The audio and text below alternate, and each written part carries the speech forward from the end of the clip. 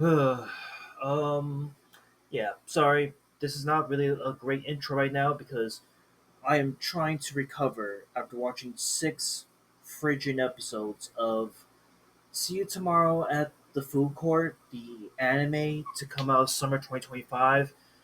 Yeah. So this is a brand new show that I am struggling to come towards to what the hell I watch.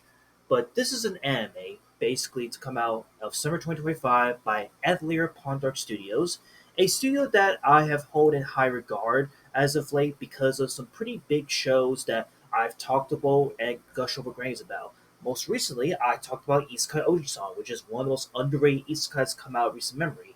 And they also came up with another anime with Isekai Shikaku, which, while it wasn't as great as Isekai Ojisan, had a really unique taste, a really unique spin of the Isekai genre, and was pretty hilarious and all around one of the best fun, bad, trashy animes come out of that year. So, given Adria Pondrock Studios' reputation, at least up until this point, I went into this See You Tomorrow the Food Court anime thinking that, okay, we're going to like this slice like direction. It's going to be like a different angle, a different perspective to the studio because, hey, we've seen studios take a risk, take a different angle, go in a different genre that they're not used to. After all, we've seen that recently with the likes of Studio Buying as of late, where for a studio that was known as of late for giving us the Mushoku Tensei series, for example, they've also been diving into some slice life animes as of late that have been surprisingly really good, like the Only Chan Only My anime that came out, I believe, 2 years ago, and then recently with what's currently airing right now of the season, Ruby Rocks. And I feel like with Adler Pontok Studios, I was going to go into this thinking that it's going to be a good one because, after all, the way the premises start off, it reminds me of like Lucky Stars era kind of anime where the premise is about as similar to how Lucky Stars was portrayed at the time. And Lucky Stars to this day is a classic, amazing, and a must-watch anime for those who want to watch like the most degenerate but just overall like self-aware stuff that's out there. And I think we'll leave the praise of Lucky Stars at that till then, because that could be a future video. Right now, I just want to get through this show because my God, this is not Lucky Stars 2.0. This is not even close to it. This is, without a doubt, one of the worst slice life animes I have had to watch this year, and I don't say that lightly. Like, believe me when I say, I've seen a lot of really terrible, really dog shit slice of life, even some trashier ones like the Honey Lemon Soda anime that I've always gushed over grains about as of late. But this food court anime is so bad that I don't know why I can't even talk about this. What's the point? Again, so to sum up what Food Court's all about, is about two characters with Wada and Yamamoto. Two characters that essentially meet up at this food court, and what they do when they're at the food court is they talk about the most randomest shit possible to get you thinking, get the gears turning a little bit. Again, pretty reminiscent of Lucky Stars' plot to say the least. But the way they tackle said subject, I feel like it's so over the top, so annoying, so goddamn boring that I at the end of each episode I'm just left wondering what the fuck just happened. Because what made Lucky Star special or what made it super iconic was that it left you thinking. It left you thinking with each episode and leaving you interested to the next one. This Fukuro anime, I did not get that whatsoever with each episode. Now, I will say there are flashes in the pan where the show actually was really good.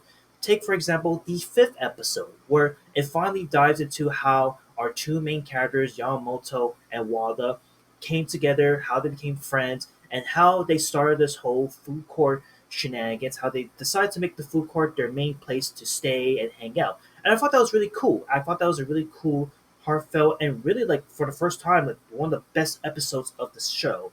So I will say, give it to its credit, the fifth episode was definitely the best that the show had to offer.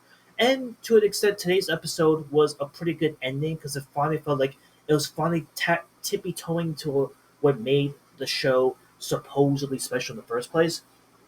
But I gotta say, the journey to get to this ending was so fucking painful. I hated every bit of it. The first four episodes were a fucking slog. The animation for the show, while the art style is unique, I will give Adler Pondar credit for that. The art style is so ugly. Like there I swear to God, I don't know what happened, but the first few episodes I got fucking whiplash. because I thought I was watching like the shittiest slice of anime that was anime for this year. It was that bad. But then like once we got to the fourth, fifth episode, it kind of like nailed home to like, okay, I'm used to it. I can pass this off. It's fine. But the animation is still hard to sit through. And I feel like for anyone who wants to get into this is going to be hard to sit through in general the more you look at the art style and how the characters interact. Because yeah, in a nutshell, the characters can be talking about anything from sex to foods to what they do on their phone to gotcha games to YouTubers, all of that stuff, and that's pretty much like what you get through this whole 6 episode experience, more or less. And again, I can't really give any more praises about the show than what I have right now. Again, the only good thing is that the fifth episode was really good. It's definitely the best of the whole 6 episode short so far. um, the voice acting is okay. There is definitely some passion put into the voice acting, given that it's only just two characters talking back and forth, which is a style that we've seen happen in past animes in the past.